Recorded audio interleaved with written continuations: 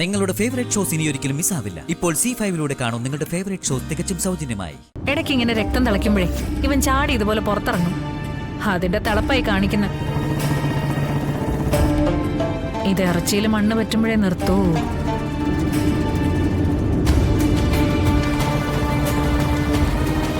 അവൻ കണ്ണീന്ന് വിട്ടുപോകാതെ നോക്കണേ. എന്താണ് അവന്റെ പരമലക്ഷ്യം എന്ന് നമുക്കൊന്ന് അറിയണം. കാരണം എന്താ? അച്ഛനെ പേടിയായിരുന്നല്ലോ നിങ്ങൾക്കൊക്കെ. അന്നും ഇന്നും സ്വന്തം കാര്യങ്ങൾക്ക് മാത്രം വേണ്ടിയാ അച്ഛൻ ജീവിക്കുന്നത്. കണ്ടില്ലേ, ഒരു പോക്ക് പോയിട്ട് ഈ വഴിക്ക് കാണാനേ ഇല്ല. ഇനി ഏതെങ്കിലും സുപ്രഭാതത്തിൽ തിരിച്ചു വരും. പട്ടിണി കിടന്ന് നട്ടം തിരിഞ്ഞൊരു കോലമായിട്ടുണ്ടാവും. പിന്നെയും കുറച്ചു നാൾ കടിച്ചു പിടിച്ച് ഇവിടെ നിൽക്കും. പിന്നെ നേരെ നിൽക്കാന്നാവുമ്പോ ഒരൊറ്റ പോക്ക് പോവും.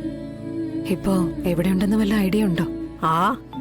അതൊന്നും കൃത്യമായിട്ട് പറയില്ലല്ലോ. കാശിന് എന്തെങ്കിലും ആവശ്യം വരുമ്പോ ആരെങ്കിലും കൊണ്ട് വിളിപ്പിക്കും. ഒരു ജീവിതം. മക്കളെ കുറിച്ചുള്ള ചിന്ത അന്നുമില്ല ഇന്നുമില്ല. മക്കളെ കാണണമെന്നുമില്ല, അച്ഛനെ കാണണമെന്ന് മക്കൾക്കുമില്ല. പക്ഷെ സത്യയുടെ കാര്യത്തിൽ അങ്ങനെയല്ല മോളെ.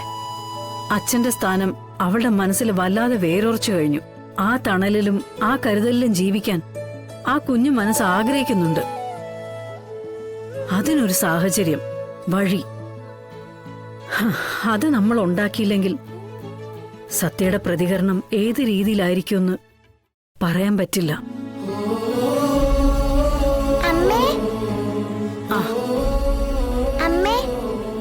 കഴിക്കാൻ എന്താന്ന് വെച്ചാൽ എടുത്തോട്ടോ, നല്ല വിശപ്പുണ്ട്.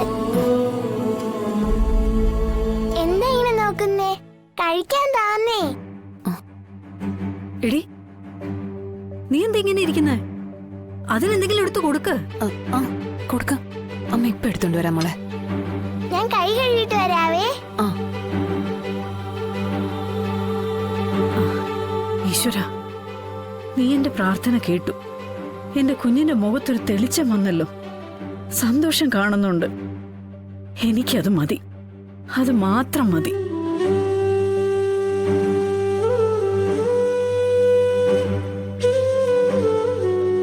ഫോൺ സത്യയെ വിളിക്കാൻ മാത്രം ഓൺ ചെയ്യാം, ഇല്ലെങ്കിൽ ചിലപ്പോ കുഴപ്പമാവും.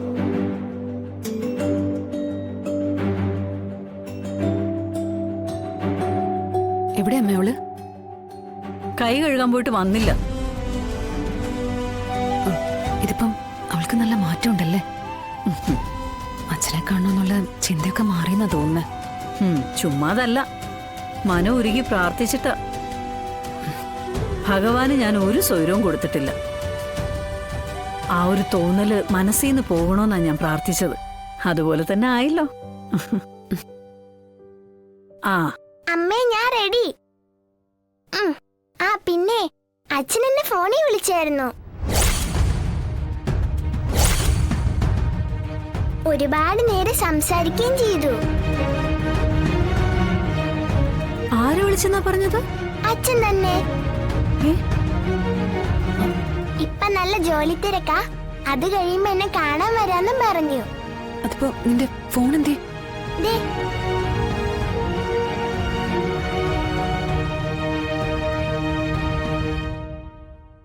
നമ്പർ ഇല്ല, തിരിച്ചു വിളിക്കാനും പറ്റില്ല. അത് അച്ഛൻ പേര് പറഞ്ഞായിരുന്നോ? അത് അമ്മയ്ക്ക് അറിയാവുന്നതല്ലേ, എന്നോട് പറയാത്തല്ലേ. അച്ഛൻ വിളിച്ച സന്തോഷത്തി അത് ചോദിക്കാൻ ഞാൻ മറന്നുപോയി. ഇനി എന്റെ അച്ഛൻ വരുമല്ലോ, അപ്പ കാണാം. പിന്നെ ഇനി അച്ഛൻ വിളിച്ച അമ്മ അച്ഛനെ വഴക്കൊന്നും പറയല്ലേ. അച്ഛൻ പിന്നെ ഈ വഴിക്കേ വരില്ല. ബാക്കി ഞാൻ കാർട്ടൂൺ കണ്ട് റൂമിൽ പോയി കഴിച്ചോളാവേ. ഇങ്ങ് തന്നെ.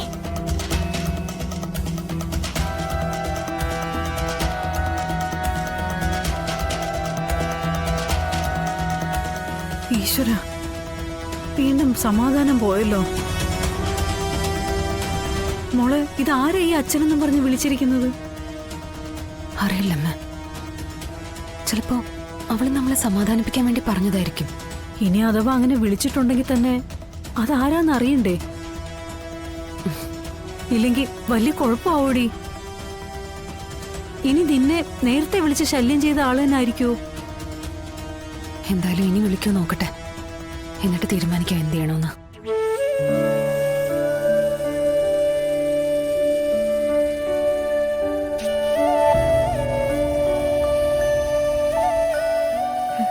എന്റെ ദേവി, ഓരോന്ന് മാറുമ്പോ ഓരോന്ന് വരുവാണല്ലോ. എനിക്ക് ഒരു കാലത്ത് സ്വസ്ഥത തരില്ലെന്ന് കാലെക്കൂട്ടി ഉറപ്പിച്ചിരിക്കുക. ഞങ്ങളെ ഇത് എങ്ങോട്ടായി കൊണ്ടുപോകുന്നത്? ഇത്ര അധികം കണ്ണീര് കുടിപ്പിക്കാൻ ഞാൻ എന്ത് തെറ്റാ ചെയ്തത്?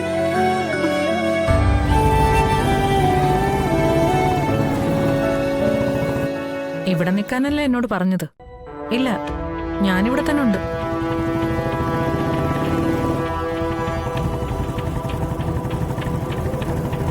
ഞാൻ വിളിക്കാം. ഇവൻ ഇത് ആർക്ക് വായുഗുളിക വാങ്ങിക്കാൻ പോവാ? സത്യഭാമയ്ക്കായിരിക്കോ? അതിനുള്ള സമയമൊന്നും ഈശ്വരൻ അവർക്ക് കൊടുക്കില്ല. അത്രയ്ക്ക് പുണ്യപ്രവൃത്തി ചെയ്യുന്ന സ്ത്രീയല്ലേ. അതെ, ആ ബൈക്കിന്റെ പിന്നാലെ വിട്ടോ മോനെ. അവന്റെ ഈ പരാക്രമ ഓട്ടം എന്തിനാണെന്ന് നോക്കട്ടെ. വണ്ടി എടുത്തോ. ശരി മാഡം.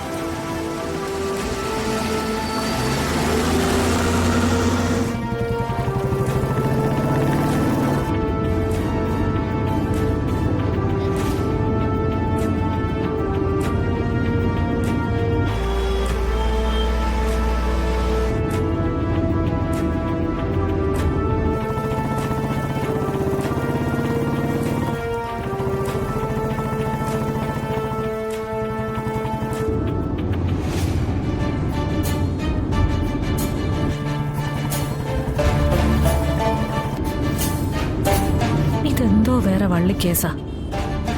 പോക്ക് കണ്ടിട്ട് ഇവനിപ്പോ മൂക്കി പഞ്ഞിച്ച് കിടക്കുന്ന തോന്നുന്നു. ഈശ്വരാ, ലോറിയൊന്നും തട്ടി എന്റെ വണ്ടിയുടെ മുന്നിലേക്ക് ഇട്ടേക്കല്ലേ. ചുമക്കാൻ വയ്യാഞ്ഞിട്ടാ. മാഡം, എന്തോ കുഴപ്പമുണ്ടാക്കി പോകുന്ന പോലെ ഉണ്ട്. കുഴപ്പക്കാരനാ. അടി തൊട്ട് മുടി വരെ കുഴപ്പം പിടിച്ചവൻ. ഇപ്പൊ അമ്മ പൂട്ടിട്ട് നിർത്തിയിരിക്കുക.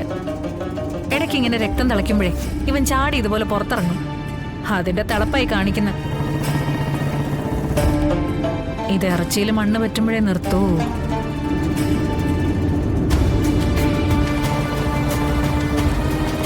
അവൻ കണ്ണീന്ന് വിട്ടുപോകാതെ നോക്കണേ. എന്താണ് അവന്റെ പരമലക്ഷ്യം എന്ന് നമുക്കൊന്ന് അറിയണം.